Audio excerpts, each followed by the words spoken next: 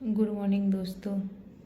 मैं आपको आज लेकर आई हूँ आपके लिए। देखिए कितना अच्छा सा लिखा है, कितना कीमती है तुम्हारा समय, कितना कीमती है तुम्हारा समय। और ये देखिए मैं आज आपके लिए लेके आई हूँ सेकंड ग्रेड का पेपर जो एसएसटी का हो चुका है, जीके का है, वो सॉल्व करने के आंसर की लेके आई हूँ। मैं उसके लिए मैं ओनली फॉर आंसर की बताऊँगी। ओके, देखिए ये पूरा पेपर मेरे पास आ गया है और इसका मैं आपको आंसर बताती हूँ। मैं आपको ओनली फॉर आंसर बताती हूँ, ठीक है। फर्स्ट, राजस्थान के किन शहरों में दिव्यांग खिलाड़ियों के लिए पैरा खेल अकादमी बनेगी? तो क्या है, जोधपुर व जयपुर। और एक बात और, जो ये रेड पेन से टिक हुआ है वो आंसर सही है। ओके, और जो नहीं बता पाई हूँ वो मैं अगले नेक्स्ट वीडियो में बताऊँगी। इसलिए प्लीज़ मेरे वीडियो को support and like and share कीजिएगा। देखिए अब दूसरा क्वेश्चन है, निम्नलिखित खेलों में से कौन सा राजीव गांधी ग्रामीण खिलाड़ी गेम्स 2022 में सम्मिलित नहीं है? तो कौन सा नहीं है? फुटबॉल नहीं है। माह अगस्त 2022 में किस राजस्थान का मुख्य निर्वाचक आयुक्त नियुक्त किया गया? तो किसे किया गया? तो श्री मधुकर गुप्ता को। अब चौथा देखिए, वर्ष 2022 के निम्नलिखित में से राजस्थान के किन शिक्षकों को राष्ट्रीय शिक्षक पुरस्कार प्रदान किया गया? तो कौन है? दुर्गा राम मुल्ला व सुनीता गुलाटी को। पाँचवा देखिए, 8 सितंबर 2022 को किस देश के प्रधानमंत्री ने राजस्थान के अजमेर शहर में स्थित दरगाह की जियारत की थी? तो किसने की थी? बांग्लादेश की प्रधानमंत्री ने। अब देखिए 6 वाला क्वेश्चन देखिए, अगर बैकग्राउंड में कुछ आवाज़ आ रही हो तो प्लीज़ माफ़ करना। राजस्थान में पहला महिला संचालित सहकारी बैंक स्थापित करने के लिए राजस्थान ने किस राज्य के सर्वनिधि क्रेडिट सहकारी संघ के साथ समझौता ज्ञापन हस्ताक्षर किया? तो कौन था? तेलंगाना। वर्ष 2022 में राजस्थान के किस जिले को एमएसएम के क्षेत्र में उत्कृष्ट कार्य करने का कांशी जिला सर्वोत्तम में राष्ट्रीय स्तर पर द्वितीय पुरस्कार मिला? तो किसे मिला? सर्वश्रेष्ठ काम करने वाले का करौली को, जो रेड पेन से टिक है। राजस्थान के मुख्यमंत्री की हरित राजस्थान स्वस्थ राजस्थान की संकल्पना के तहत 2022 व 23 में कितने पौधे तैयार करने के लिए जाने का प्रस्ताव किया है? तो वित्तीय वर्ष 2022 व 23 में राजस्थान की इंदिरा गांधी शहर योजना गारंटी योजना के बजट प्रावधान है? तो कितना बजट दिया गया है? ये 800 करोड़ का।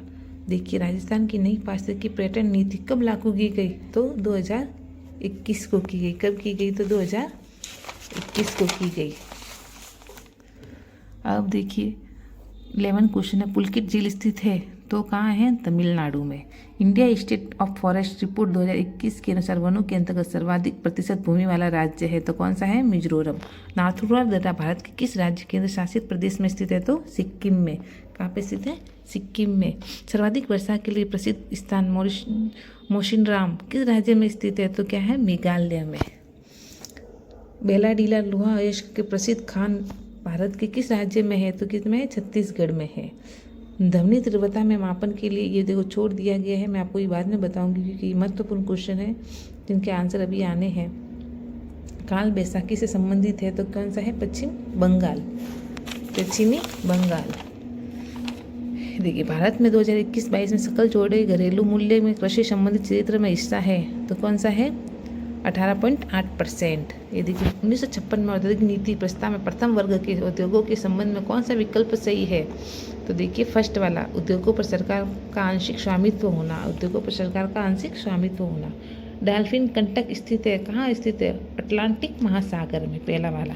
अश्वक्षांश संबंधित है? अश्वक्षांश किससे संबंधित है? तो पवनों से संबंधित है। किससे संबंधित है? तो पवनों से संबंधित। जो आपको क्वेश्चन छोड़ रही हूँ उनका मैं आपको एक बाद में अलग से वीडियो बनाऊंगी। निम्न में से किस वर्ष भारत का विदेशी व्यापार शेष धनात्मक रहा है? तो 1976-77 में, पहला वाला। 2021-22 में प्रथम अर्ध में भारत के सेवा क्षेत्र में कुल विदेशी पर्यटक निवेश अंतर प्रवाह का लगभग प्रतिशत है? तो 54% है। कितना है?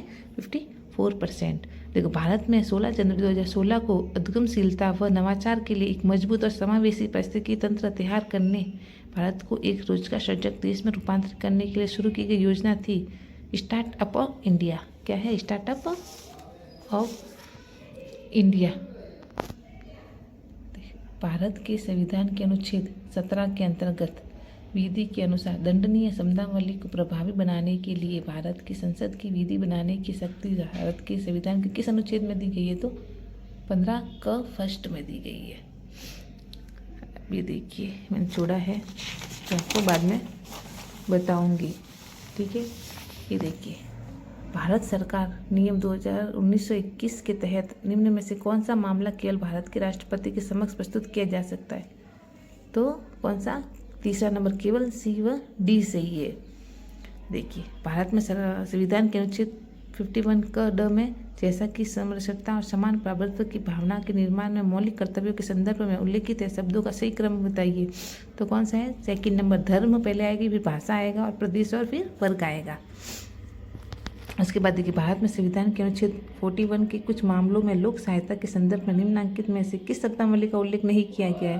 तो क्या है? चिकित्सा सहायता का। चिकित्सा सहायता का। निम्नलिखित में से कौन सी दी स्वतंत्र पार्टी एंड कन्वेंशन नामक पुस्तक के लेखक है? तो हार्डर एंड एडमन ने। पीछे प्लीज़ कोई बैकग्राउंड में आवाज़ आ रही हो तो माफ़ करना, यहाँ पे थोड़ी आवाज़ आती रहती है। भारत निम्नलिखित में से किस समूह का सदस्य नहीं है? तो न्यूक्लियर सप्लायर समूह नहीं है। भारत के संविधान में किन अनुच्छेदों में प्रधानमंत्री का उल्लेख नहीं है? तो कौन सा है? ये जो रेड पेन से सही है फर्स्ट वाला, केवल 74, 75 और 78 वाला। अब ये देखिए, निम्नलिखित में से किस राजनीतिक दल में 70वीं लोकसभा हेतु आम निर्वाचन में राष्ट्रीय राजनीतिक दल के रूप में भाग नहीं लिया गया है? तो कौन सी? समाजवादी पार्टी, जो तीसरा नंबर सही है। ये छोटा हुआ है, देखिए, ये शिक्षा मनोविज्ञान शाखा है, तो व्यवहारात्मक मनोविज्ञान की, जो सबको पता है। आधिकारिक तौर पर भारत की यात्रा करने वाले पहले अमेरिकी राष्ट्रपति कौन थे? तो ड्राइवर डी आइजनहोवर थे, पहला वाला।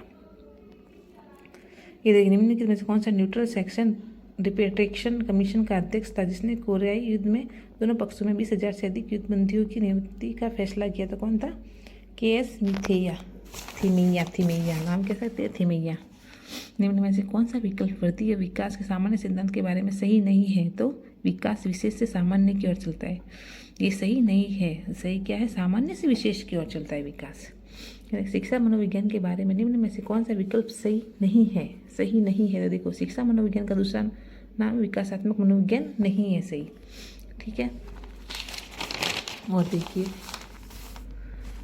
कक्षा में अधिगमन पर विशेष निवाहत करने वाला थॉर्नडाइक का कौन सा योगदान था? तो प्रभाव का नियम। जब बालक सीधे हाथ से लिखना सीखता है या कौशल का अधिगमन उसे उल्टे हाथ से भी लिखने का सुगमता प्रदान करता है, या सीधे हाथ से लिखने में कौशल का हस्तांतरण कहलाता है? तो पार्श्विक अधिगमनांतर। अब है, विकास के सिद्धांतों के संदर्भ में निम्न में से कौन सा वाक्य सही नहीं है? विकास क्रमबद्ध नहीं होता, ये जो सही नहीं है। निम्नलिखित में से कौन सा विकल्प साहचर्य अधिगमन का उदाहरण नहीं है? तो कौन सा नहीं है? साहचर्य का आदत नहीं है।